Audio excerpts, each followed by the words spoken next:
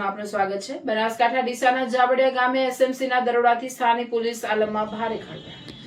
બનાસકાંઠા જિલ્લાના ડીસા તાલુકામાં આવેલ જાબડિયા ગામે ચાલતા ધમધમતા જુગારધામ પર સ્ટેટ મોનિટરિંગ સેલ ગાંધીનગરની ટીમે અચાનક ત્રાટકીને એક મોટી કાર્યવાહી હાથ ધરી છે। સ્થાનિક પોલીસને અંધારામાં રાખીને પાડવામાં આવેલા આ દરોડાથી સમગ્ર વિસ્તારના બુટલીગરોને અસામાજિક તત્વોમાં ભારે ફાળ પડી છે।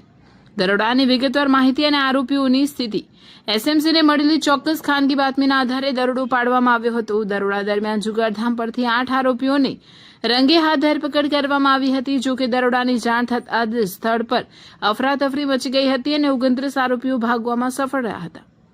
પોલીસે આ કેસમાં કુલ 37 આરોપીઓ સામે કાયદેસરનો ગુનો નોંધીને ફરાર થઈ ગયેલા તમામ 29 આરોપીઓને ઝડપી પાડવા માટે જુદી જુદી દિશાઓમાં તપાસના ચક્રો ગતિમાન કર્યા છે।